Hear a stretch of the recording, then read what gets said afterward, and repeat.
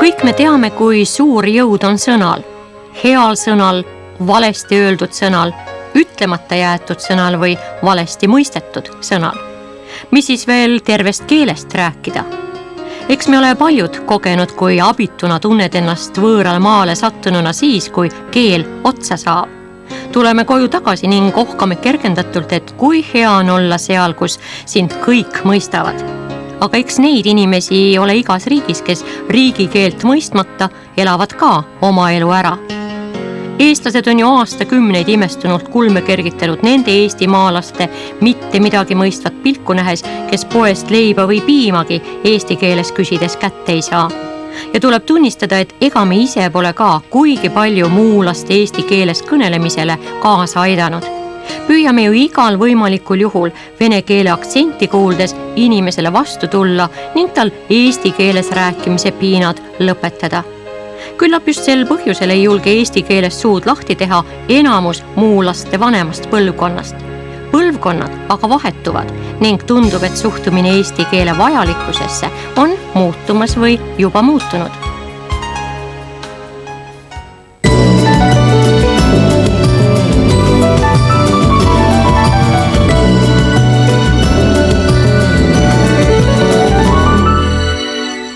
Tere! Kui mulle mõnikord öeldakse, et kuule Aunaste, sa ei oska ju üldse eesti keeles rääkida, sa rõhutad ju igat sõna. No hea küll, ma unustan selle ära. Aga siis, kui ma näen Eesti Televisiooni ekraanil mõnda ajakirjaniku, kes järjekordselt ütleb, et minge nüüd talverõõme nautima, siis ma saan aru, et eesti keel ongi üks keeruline keel ja mina ei imesta, et teisest rahvusest inimesed seda ei taha eriti ära õppida.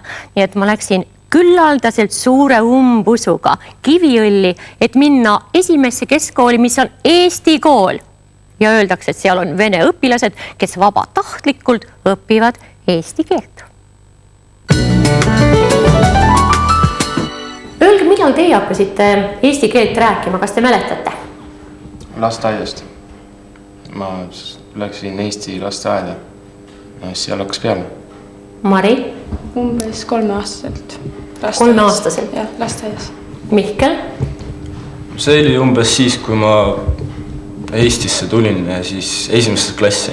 Siis ma hakkasin nagu eesti keelt niimoodi rohkem õppima ja rääkima. Raul? Põhimõtteliselt mul oli nagu Marjali 3-aastaselt hakkasin eesti keelt rääkima. Õpetati vähemalt, jah. No, ma hakkasin 5-aastaselt rääkima. Läksin Eesti lasteaeda ja seal hakkaski peale. Nii, no Karen, kui me juba sinu juures oleme, siis tore on öelda, et hakkaski peale, aga ütle, mis keelt sul kodus räägitakse? Kodus räägin vene ja armeenia keeles. Isaga räägin armeenia keeles, emaga vene keeles. Ja vennaga kuidas? No kuidas Jumal juhatab? No jah. Kuidas ta tavaliselt juhatab siis? No tavaliselt vene keelde muidugi. Nii, Darja? Ka lasteaias ikka 2,5-selt umbes. Julia? Selles mõttes, et mina hakkasin juba päris hilja rääkima, mingi 7-aastaselt vist, siis kui kooli oli vaja tulla. Kas te mäletate, kas te ise tahtsite Eesti kooli tulla või ikka oli ema ja isa see, kes ütles, et on vaja minna? Põhimõtteliselt tahtis ema, et ma läheks Eesti kooli ja vanaema oli ka see tõukaja. Aga ma ise tahtsin vene kooli minna. Kuidas teistega oli? Kas keegi oli ka selline, kes ütles emale isale, et ma ei taha vene kooli minna, ma tahan Eesti kooli minna? Mina põhimõtteliselt ütlesin, et mina ei lähe vene kooli sellepärast, et mul kõik sõbrad tulevad Eesti kooli, et mina ei lähe ja kõik. Ja siis, mis mul emal üle jäi? Aga sa ikka vene keelt oskad? Loomulikult oskan.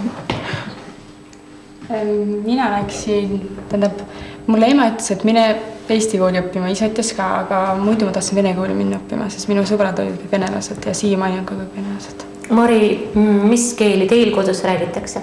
Põhiliselt vene keelt, aga mõnikord isaga räägime ka eesti keelt. Ja keegi on sul ka perekonnas soomlane, jah? Isa ongi soomlane, aga ta nagu eriti ei oska soome keelt rääkida, nii et mina ka ei oska. Vanaema oskab soome keelt ja vanaisa. Isa vanemad. Nii, Mihkel, kust sina tulid? No, mul on kodus sõjaväekord, et mul nagu küsimus arvutusele ei kuulunud vist Eesti kooli minek, kõik. Et nagu see vene kool ei tulnud kõne allagi, et kui mamps otsustas niimoodi, et kui tuleme nagu Eestisse elama, siis ikka Eesti kooli ka õppima. Kust te tulite Eestisse? Ukrainast, Kiievist. No kuidas su ema ja isa enda eesti keelega on? Õpivad siiamaani. Tõstke käed, kelle vanemad proovivad rääkida eesti keelt. Miša, kuidas sul lugu on? Emal oli Eesti sõbranna, siis ta praegu oskab väga hästi lugeda ja kirjutada. Et sinu ema ja isa mõlemad on vene rahvusest? Jah. Ja kus sa sündisid? Eestis. Nii, et ikka, ühesõnaga teil ei ole kedagi sellist, kes oleks võinud kohe sündimise saalik eesti keelt rääkida, et see on ikka olnud teie perekondade valik. Milleks teile seda eesti keelt vaja on? Te saaksite hästi ju ka vene ja inglise keelega hakkama. No aga me elame Eestis, eesti keelt ikka oleks vaja teada. Mina arvan, et iga Eestis elab inimene peaks eesti keelt teadma. See on riigikeel ikkagi. Jah. Ja ma arvan, et kui ma oskan eesti keelt, ma leian parema töökoha, kui ma räägin vene keelt. Et eesti keel on ikka tähtsam kui vene keel või mingi muu keel siin riigis. Samas nagu need inimesed, kes siin elavad, et kui nad näevad, et sa üritad nende keelt õppida, et nad nagu austavad siin ikka selle eest ka juba rohkem.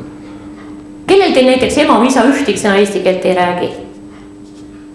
Põhimõtteliselt minu ema ei oska, aga ta püüab, aga see keelebarjäär on nii tugev, nii suur, et see on võimatu praktiliselt. Ta on kursustel käinud, et lihtsalt ei tule inimesele, ei saa midagi parata. Mul on samamoodi. Isa vähemalt vähegi üritab rääkida eesti keeles, aga ei tule tal välja. Ema üldse ei saa peaaegu üldse eesti keelest aru. Ema ei ürita ka? No võib ka nii öelda. Aga olete mõnikord kodus kas vaielnud või kuulnud, kui ema isa räägivad, et nad on ju siin kaua elanud, et proovivad ja üritavad, aga miks siis ikkagi ei tule välja? Et kas ei ole olnud vaja või nad on teisiti läbi saanud, et milles see põhjus on, et Eesti inimesed sellest just aru ei saagi? Kindlasti on nad saanud eesti keeleta läbi, on vene keelega läbi ajanud ja lihtsalt ei tule, ta tõesti püüab, aga ma ei saa. Mis siis teha? Võib-olla üks põhjus on see, et Ida-Virumaal on tegelikult hästi palju nagu muid rahvusid. Siin on poolakaid, ukrainlasi, valgevenelasi, venelasi ja lihtsalt kõik on nagu sellises omas keskkonnas, et siin nagu tihtipeale ei lähegi seda teist eesti keelt vaja, et nagu kui on sõpru hästi palju, kes nagu räägivad vene keelt ja neid sõpru ei olegi, kes oskavad, kes räägivad eesti keelt, siis nagu ei ole vajadust. No näiteks Miša, kui sa siit koolist välja astud, kellega sa seal siin Kiviõli linna peal eesti keeles räägid? Ma ei tea. Sa pole veel leidnud seda inimest? Eesti sõpradega. Ja siis kõik. Aga nii, et Eesti sõpru teil ikka on? Jaa. Eks see on ju tulnud ka tänu keelele, et kui seda keelt ei oleks, siis ei tuleks ühtegi Eesti sõpra. No jah.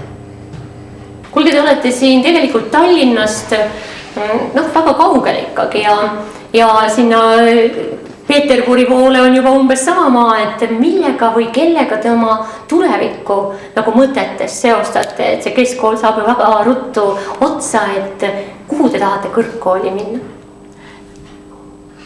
Mina tegelikult ei seosta ennast üldse Eesti või Venemaaga, ma lähen kuigi Euroopasse pigem Inglismaa midagi siukest.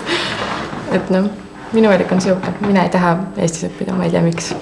Mina olen näiteks küll mõelnud, et peale õpinguid võib-olla tulen siia tagasi, kindlasti tulen, et siin mõnes mõttes on ikka vanemad elavad siin ja nagu sõpru on hästi palju siin, et võiks isegi seostada nagu Ida-Virumaaga ja Kiviõliga enda kaugemat Keegi peab ju ka Kiviõlit arendama edasi. Jah, samas, et nagu hüljeta niimoodi ei ole patriootlik. Kas te arvate, et Ida-Virumaa ja näiteks konkreetselt Kiviõli, et siin on mida edasi arendada ja et siin tasub elada? Ikka tasub. Siin tegelikult võimalusi on päris palju ja just selle tõttu, et inimesi on siin vähe. Karen, missugused on sinu plaanid? Sa oled sellise näoga, sul on plaane palju. Ei, mul on peres olnud selline traditsioon, et iga põlvkond lahkub sellelt kohalt, kust on sündinud. Näiteks minu vanaisa isa, ta on Türgis elanud. Minu vanaisa kolis, siis Türgis kasvas, kolis Gruusiasse ja Gruusiast kolis Armeeniasse. Minu isa on Armeenias kasvanud, sündis siin Kiviõli linnas. Ta oli 1-aastane ja läks Armeeniasse elama. 20-aastaselt ta tuli siia tagasi ja nüüd olen mina siin kasvanud. Sa oled traditsiooni jätkaja, sa pead Kiviõlist ära kolima. Noh, sellepärast ma ei tea, ma mõtlen. Traditsiooniliselt peaksin küll, aga elu näitab. No kui ühes linnas on 2 kooli, üks on eesti kool, teine on vene kool, kas see näitab välja seda ka, et missugused meelsused ühes või teises koolis on? Need on nagu 2 väikest ühiskonda ju linnas. Ma ei usu, et see meelsus nii palju erineb või et see sõltub nii palju õpilastest. Ma arvan, et see sõltub vast rohkem õpetajatest. Sügiseti, kui on see kooli tuleku aeg ja teile võivad inimesed tulla ju ka ainult gümnaasiumiosse, jah? Ja. Et kas on sellist suurt koputamist ja tungi ka Eesti koolina? Võib-olla see tung on viimastel aastatel kasvanud? Ei, tähendab selliseid õpilasi, kes tuleks meil ainult venekeelseid õpilasi, kes tuleks gümnaasiumi ossa, neid ei ole ikkagi praktiliselt. Kui nad meile tulevad, siis nad tulevad ikkagi alguses. Nii, ja see alguses tulemine, kas see on viimastel aastatel kasvanud, see vanemate teadlik valik oma lapsepõlve või oma laste tulevikku valides? Ta käib niimoodi lainetena. On aastaid, kus neid on rohkem ja on aastaid, kus on vähem, aga no nüüd jälle, kui on päevakorras see venekeelse gümnaasiumi eestikeelne õpe, siis neid loomulikult tuleb rohkem, tähendab, eks vanemad tahavad oma laste elu tõenäoliselt ka natuke lihtsamaks sellega teha. Maire Eiert on 2005 aasta õpetaja. Öelge, Maire, kas need õpilased, keda me seal nägime, kas nad on sellepärast nii toredad ja räägivad nii mitte ainult ilusat eesti keelt, vaid neil on ka nii ilusad mõtted ja nii ilus hing, et teie olete nende õpetaja?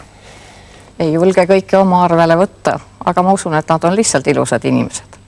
Kui koolis on vene õpilased ja eesti õpilased, kas te õpetate neile kuidagi eesti keelt teistmoodi?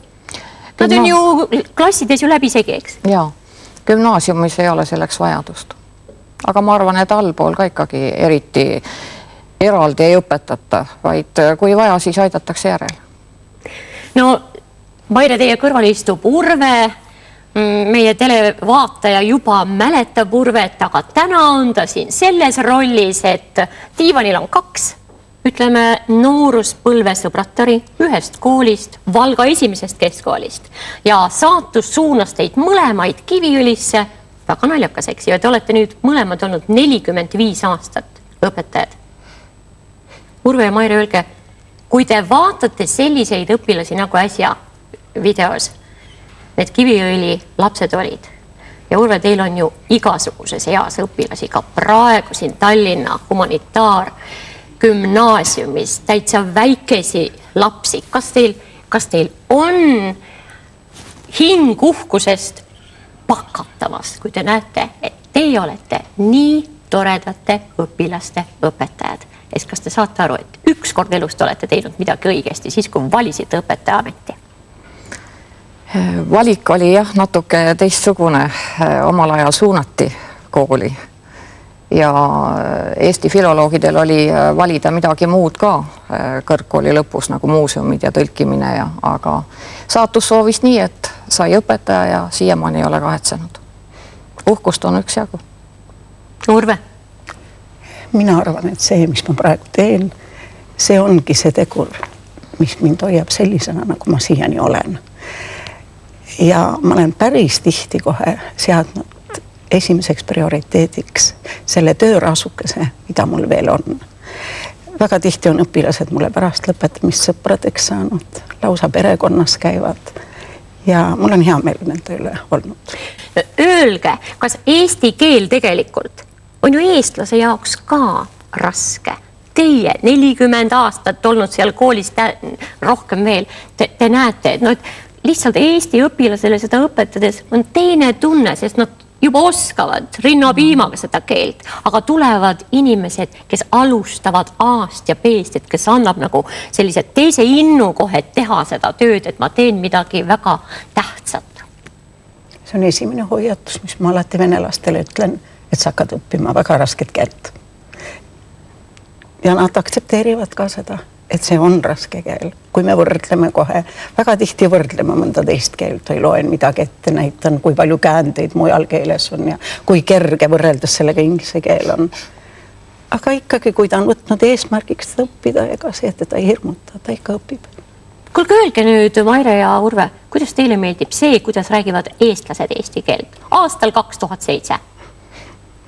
Mis te pööritate silmi, öelge nii, nagu asi on. No tuleb ikka ette apse ka.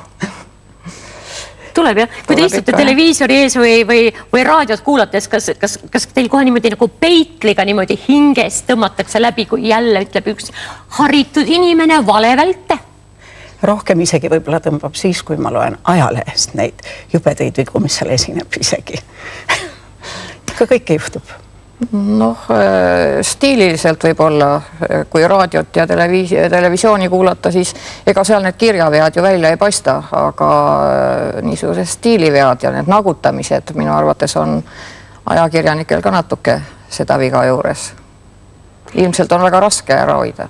No, te olete keele sees olnud sellise keele sees, kus te peate kogu aeg vigu märkama ja parandama ja tegema keelt paremaks sellel, kes teie vastas seisavad. Et öelge, kas nende aastakümnetega eestlase eesti keel on muutunud hullemaks? Ma ütleks oma õpilaste sõnaga, et on küll muutunud. Minu õpilased on ägedad parandajad, tähendab ka need, kes on vilistlased. Ja nad annavad sellest teada, et meil kohe lõikab kõrva kohe. Õpetajad olete meid nii õpetanud, et meil kohe lõikab kõrva. Nii et nad parandavad teisi. Ma loodan, et veel mitte õpetajaid. No, mine tea. Nii, meil istub siin ilus noor tütarlaps nimega Veera. Kas sa võiksid hästi lühidalt rääkida oma eluloo? Kust sa oled pärit? Kus on su juured? No, mina olen sündinud Vladivostokis ja minu vanaisa oli eestlane. Ja siis me läksime pärast Vladivostokist elada Ukrainas, sest minu isa on ukrainlane ja kuni mul on Eesti juured, me alati tahtsime siia tulla elada. Ja siis tuli selline võimalus, et nagu etnilised eestlased me saime siia tagasi tulla. Ja 3 aastat tagasi, natuke rohkem, mingi 3 aastat ja 1 kuu, me tulime siia ja ma üldse ei teadnud eesti keelt, mitte midagi, ainult tere ja hea taiga. Ja ma mõnikord käisin siin suvel, aga külas, meil on siin Eesti sugulased ja me käisime nende külas ja ma vaatasin, et nii ilus riik on ja väga huvitav, ja siis tuli see mõte, et tulla ja jääda. Ja jääda, ja. Sest mul oli, meil Ukrainas me õpime koolis 10 aastat, aga siin on 12. Ja oli juba peaaegu kooli lõpetamine ja ma ei tahtnud sinna ülikooli minna, sest kuidagi ei olnud huvitav.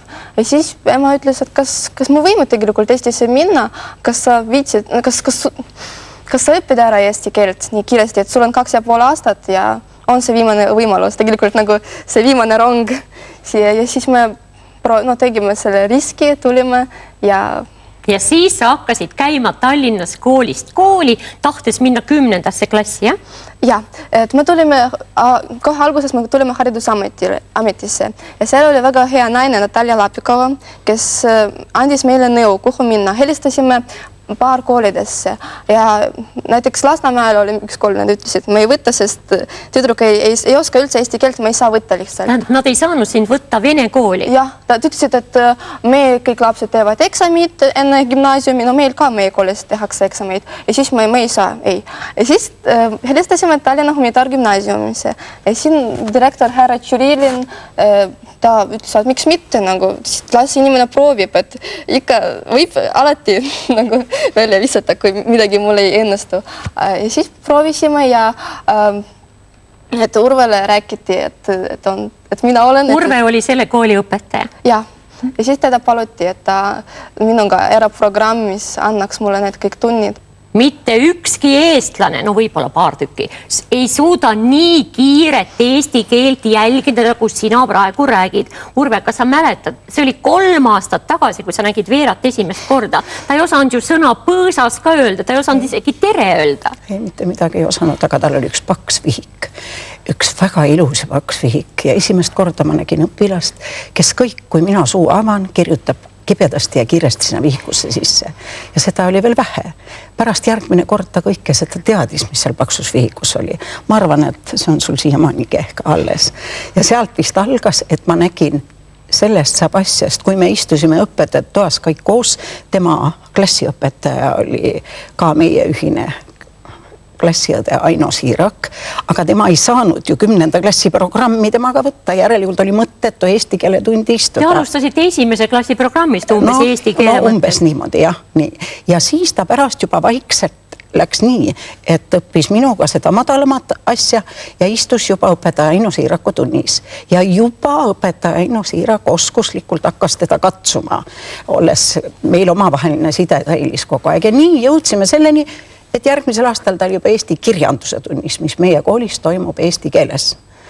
Ja sealt läks juba ise ja siis ta loobus minu eratundidest ja läks ihu üksinda edasi, kui ta suvel oli usinalt minu aias käinud rohimas peenraid ja meie olime see oli terve nagu perega. Õpetamise tasu, see tüdruk porgandi peenraid rohis. Ja ta rääkis minu abikaasaga eesti keeles ja igatepidi. Nii et ühesõnaga lõppes lugu sellega, sa lõpetasid gümnaasiumi ära ja sa astusid ülikooli. Ja praegu õpin eesti keeles. Sa õpid nüüd eesti keeles ja õpid jaapani keelt. Ja. Ühesõnaga, Urve ja Maire, öelge, kas tegu on absoluutselt anomaaliaga või on selliseid, tähendab, et inimene ei pea olema geniaalne, tal peab olema nii suur tahtmine. Seda ma tahtsingi öelda, et tahtejõud ja pealehakkamine ja soov ja kõik on ühes koos. Ja praktika. Eks me oleme ju imelikombel kuulnud ka, et 6 kuuga teatud indiviidid õpivad keele ära. Mina päris hästi sellest aru ei saa, aga ma usun seda. Igasuguseid asju on ju olema silma peal. Aga mitte sellises situatsioonis, nagu nüüd oli, et inimene käib koolis, käib kaugelt, jookseb veel 25 kilomeetrit õpetaja juurde eratundi. Ma elasin ju nii kaugelt temast. Ja tegelikult, olgem ausad, kõik algab kodust, sest isegi, ega sul Veera ju vanemad ei räägi eesti keelt. Ei räägi. Aga kui need vanemad on nii targad ja ettenägelikud, et nad ütlevad, tüdruk, mine õpi see keel selgeks, siis sealt kodus see kõik algab. Ja. Nii et vaatame ära ühe lapsevanemaga intervjuu, mis on veel tehtud Kiviõlis. Alina, mis keeles sina oma ema ja isaga räägid? Vene keeles. Su isa oskab eesti keelt ka, miks sa temaga vene keeles räägid? No sest kõik peres on venelased ja milleks ma pean rääkima eesti keeles, kui ma saan vene keeles rääkida? Ja ema ei suhtle ju eesti keeles nii hästi. Alina, kas sa mõnikord emale ütlesid, aga ema, ma võin sulle eesti keelt õpetada?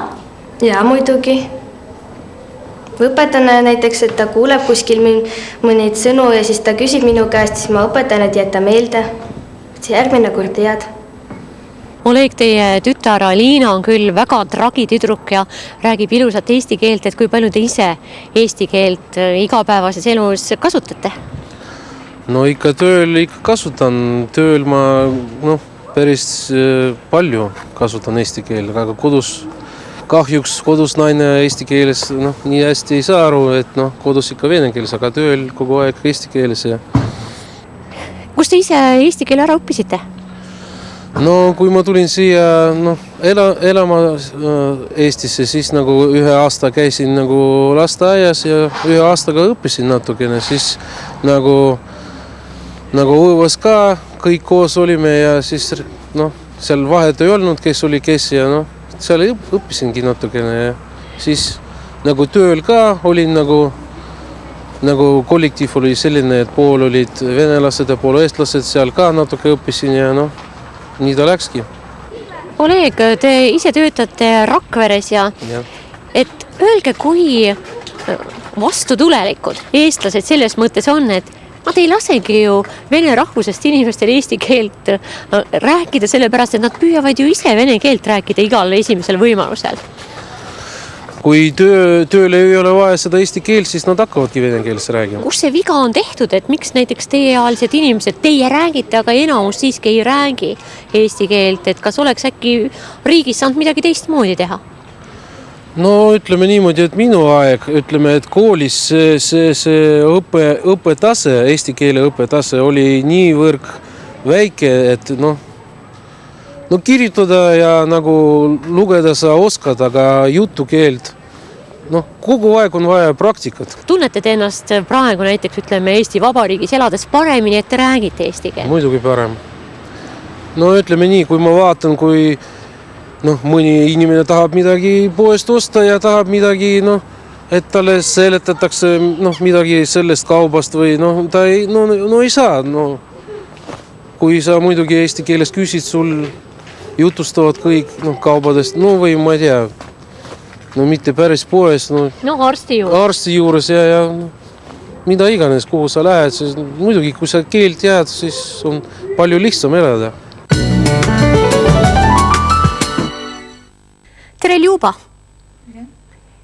Sina oled kardioloog. Ja oled töötanud juba aastaid. Väga kaua endises Meremeeste haiglas, nüüd Lääne-Tallinna haigla, jah? No seal olid ju patsiendid, enamuses vene keelt rääkivad inimesed. Ja sina ise oled sündinud kus? Venemaalt ma sündinud. Nii, millal sa hakkasid eesti keelt ise õppima? Võib-olla 10 aastat tagasi. Miks sa pidid seda tegema hakkama? Kas aeg muutus? Teie haigla oli ju samasugune. No on vaja, siis ma elan Eestis ja on vaja õppida. Kas see juhtus ka niimoodi, et kui see Meremeeste haigla nimetus muutus teiseks haiglaks ja seal hakkas rohkem eestlasi käima, kas sa jäid mõnikord töös hätta ka, et tuli mingi vana eesti naine ja räägib ja sa midagi aru ei saa? No ma saan aru, aga ei räägi väga eesti keelt. Nii et tema ei saanud aru, mida arst rääkis, jah? No siis ma töötan rohkem aparatuuriga ja praktika ei ole väga palju. No ükskõik. Aparaadiga ei ole vaja rääkida, ma saan aina. Ja vot täpselt niimoodi. Aga tunned sa ennast nüüd seal haiglas natukene kindlamini, kui sa ikka oskad, juba näed isegi praegu minuga rääkida? Tunned sa ennast tööl paremini? Kas teil nõutakse tööl eesti keelt? Muidugi. Nõutakse, jah? Jah. No Anna, sina ei oled ise endale peremees, ütleme nii, jah? Ise tööandja, sul on firma, sul on pulmakleitide laenutus või? Salong. Salong, jah, ma vabandan. Nii, ise sa selles salongis ei tööta, aga eesti keele oled sa ära õppinud? Ja, ära õppinud ja ise ma olen sündinud Eestis ja õppisin ja töötan siin kogu elu ja alustasin ka oma äri. Kuigi tööl ja elus ma suhtlen vene ja inglise keeles, aga olen kindel, et pean teadma oma riigi keelt, kui kavatsen siin elada ja areneda.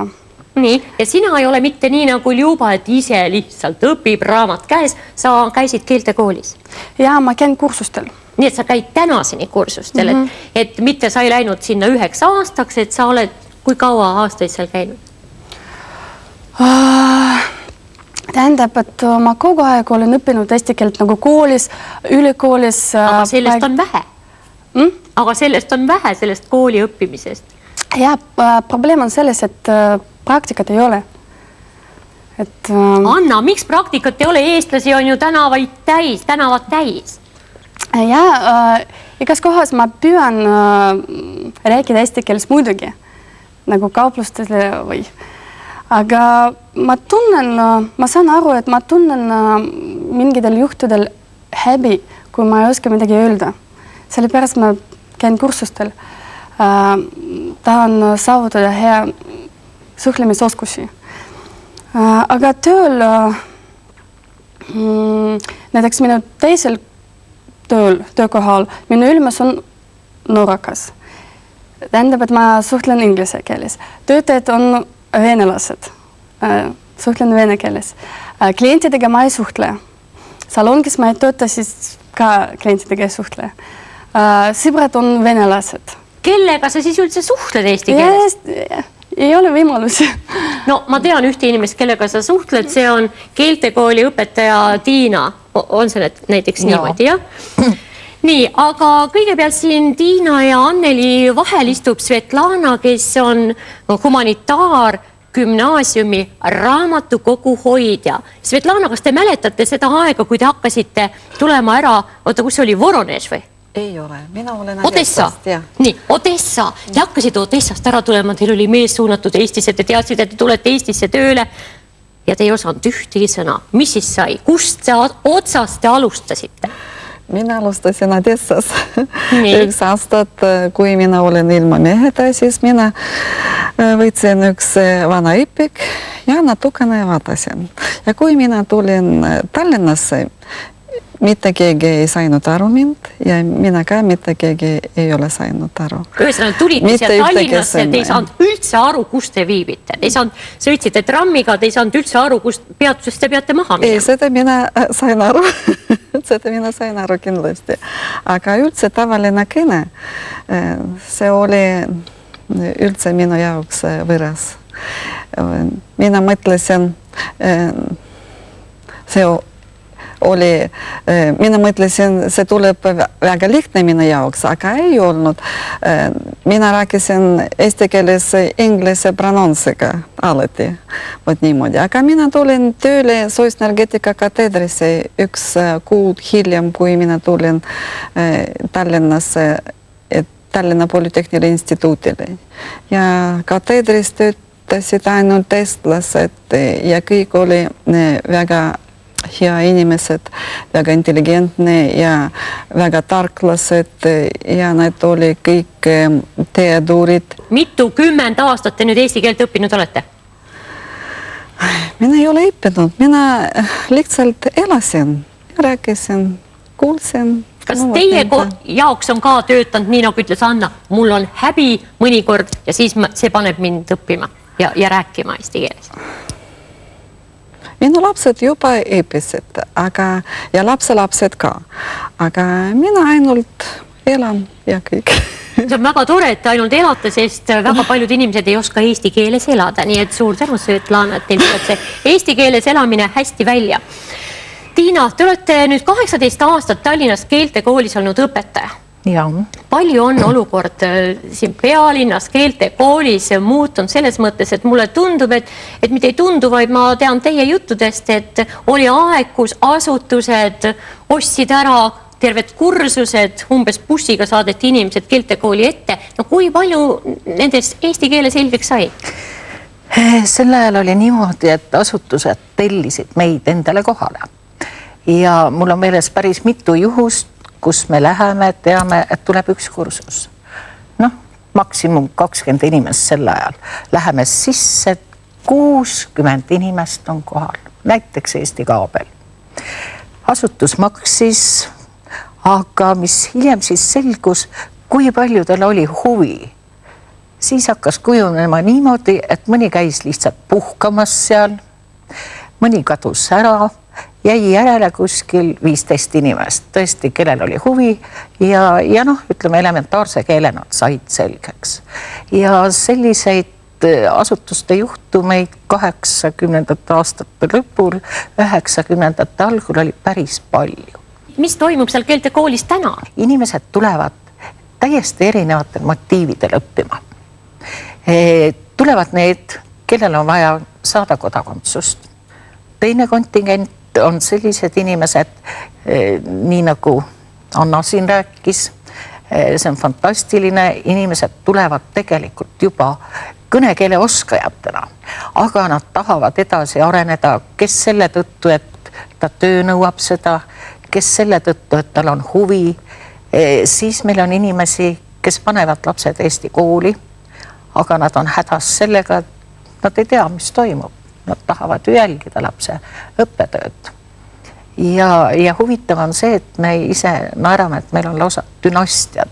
Kui perest keegi hakkab käima, peab vastu mitu aastat, siis päris kindlasti, kas tulevad lapsed, mehed, sugulased. No mitukümmend, mitusada, mitu tuhat inimest teie koolist on läbi käinud, kes oleks ka keele selgeks saanud? Tähendab, see oli jällegi 80. aastate lõpul. Tõesti käisid sellised inimesed ja minu kõige vanem õpilane on olnud 72 aastane. Fantastiline tädi.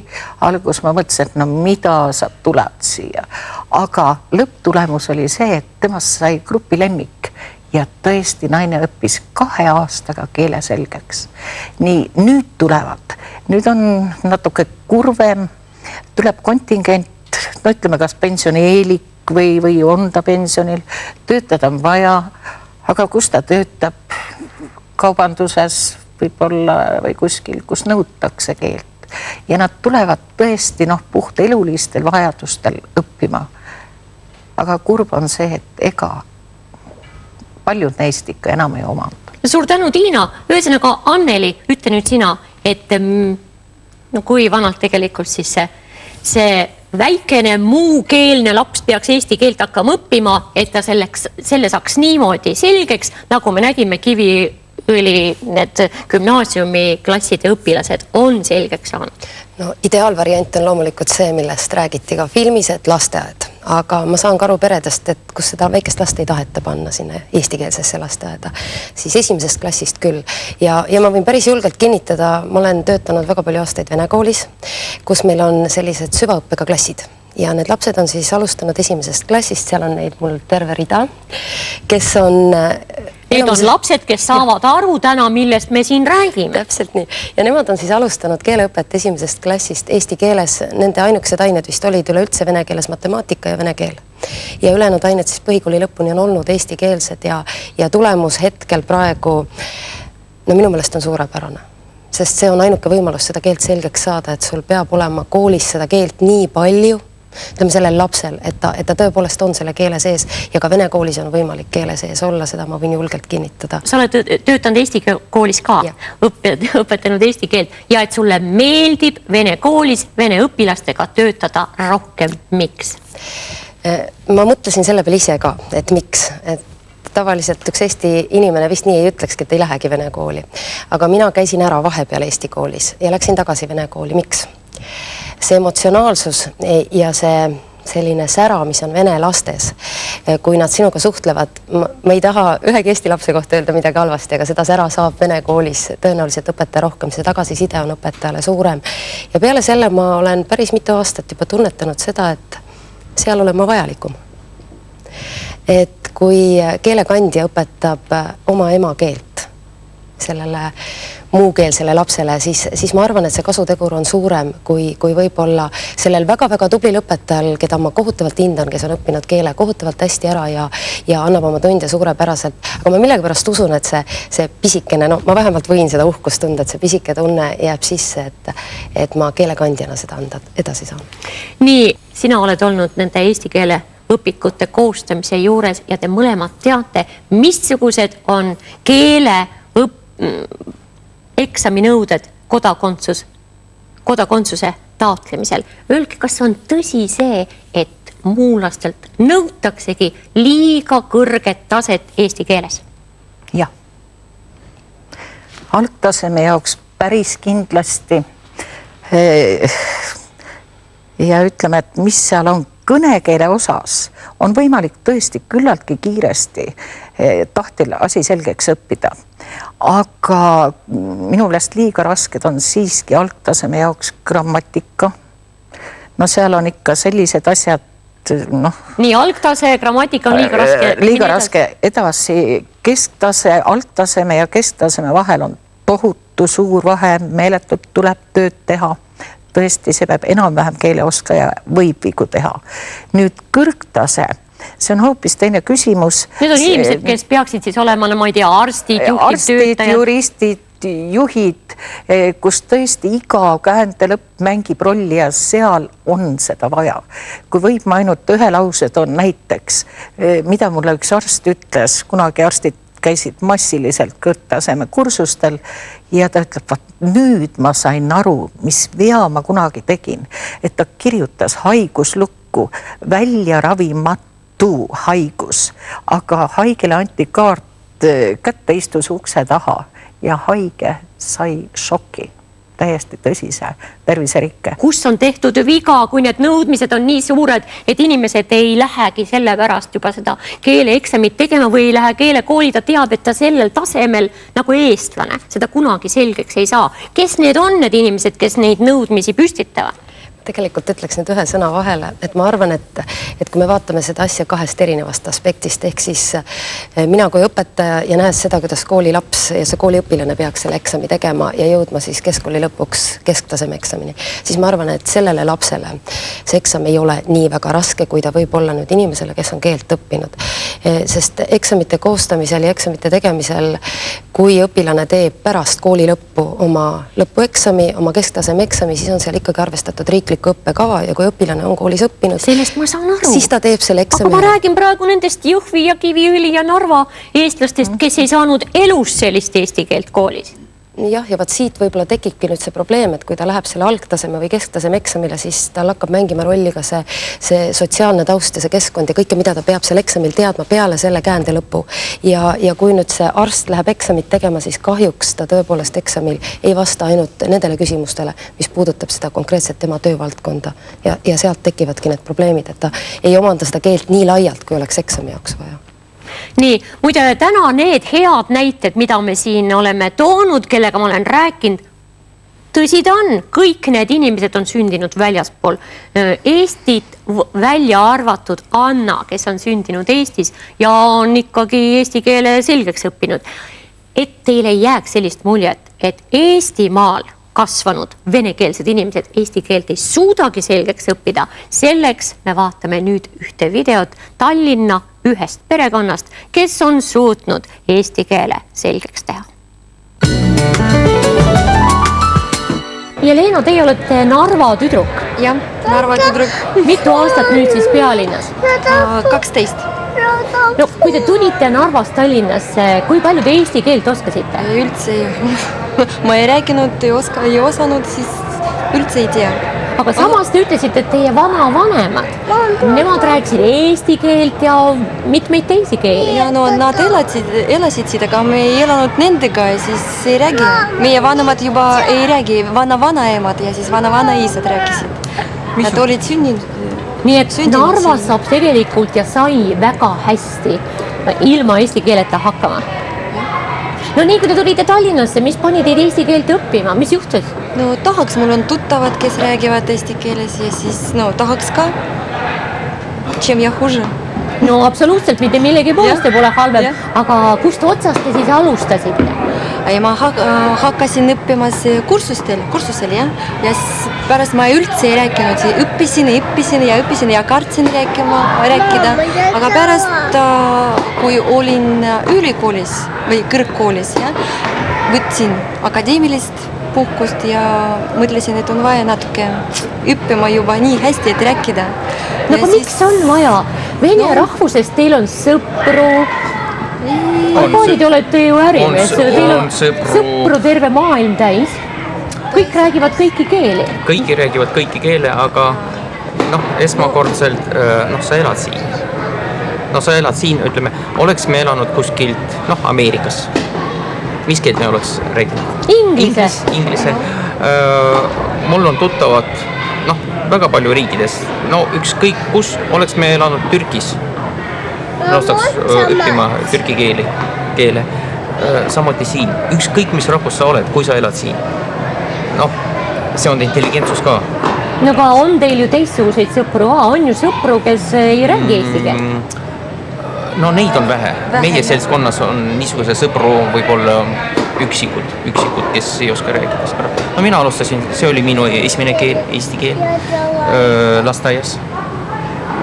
Tüdrukud ka on praegu lasteaias, kõik käivad või Eesti lasteaias või Eesti koolis.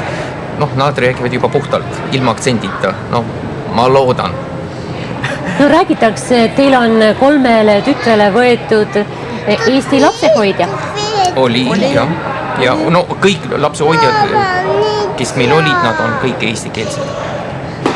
Nii, ja suuremad tüdrukud, Nicole Marie, kes räägib praegu kõige rohkem, et tema veel võib-olla eesti keele tunnis ei käi, aga tüdrukud käivad teil eratunde võtmas. Ja nad võtavad, aga see on muusika ja siis eesti keel kokku. Ja siis meeldib nendele väga hea õpetaja ja siis koolis, Valeriale ei aita, ta väga palju mängib tennist ja siis ei ole aega harjutusega. Ja siis on vaja natuke kõrvalt. Kool annab ikkagi, kui koolis on pidevalt, ütleme, 4-6 tundi, seal on eesti kool millega me oleme väga rahul, rohkem rahul, seepärast esimene klass ta käis vene koolis.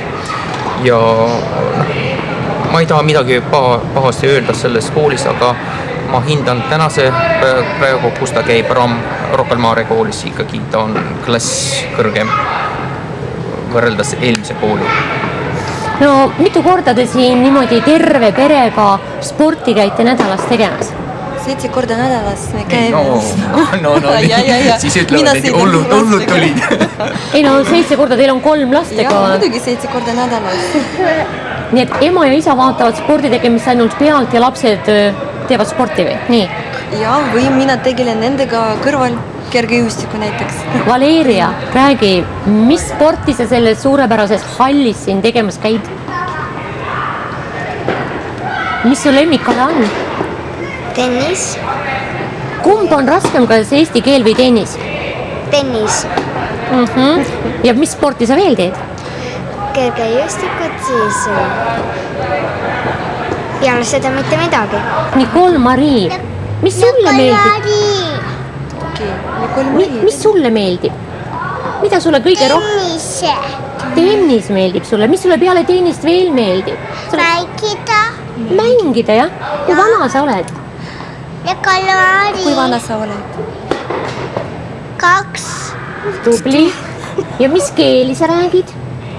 3. Oi, 3. Mis keeli sa räägid? Eesti keel või vene? Mis keelt sa oskad? Eesti keel. Nii, aga kodus emme ja isiga, mis keeli te räägite? Vene keel. No kui riidleme, siis vene keeles. Kas te tunnete, et Eesti on teie jaoks tähtis? Või te olete lihtsalt maailma kodanikud? Ei, ikkagi, no mina olen sündinud nagu esimene põlvkond siin Eestis.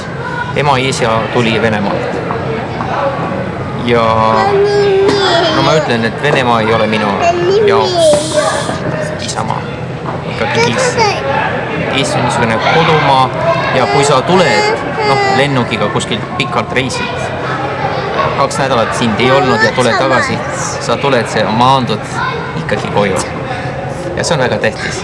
Ja ma väga loodan, et minu lapsed, kui nad tulevad tagasi, siis nad alati ütlevad, lähme koju.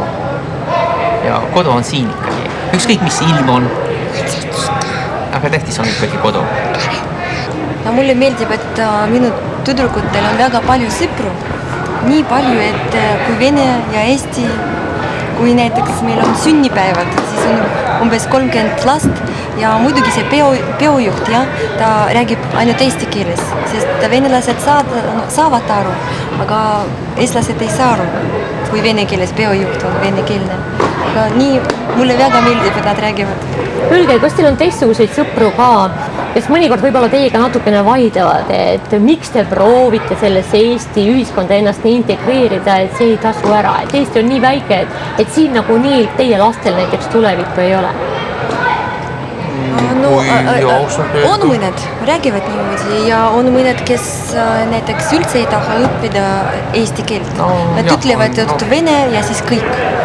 Ma arvan, miks, kui elu annab niisugust võimalust, et 2 keelt kohe õppima, miks ei saa oma pea... No see on suure riigi, ütleme, see on suure riigi syndroom või ütleme, suures riigis tulnud inimesi nende syndroom või paanika. Kas see on paanika või see on šovinism, ükskõik kuidas me nimetame seda haigust, aga see on ikkagi, see on intelligentsushaigus. Mina mõistan. Nii et teie arvate, et Eestis läheb elu seda rada, et järjest rohkem mitte eesti keelseid inimesi hakkab riigikeelt rääkima? Aga see on kohe tunda, seepärast ma praegu vaatan, meie seltskonnas, meie tuttavad, kes on meie, käivad meil kodus või kellega me suhtleme, et nende lapsed kõik räägivad eesti keelt. Niisugused tendentsi, ütleme veel 10 aastat tagasi veel ei olnud.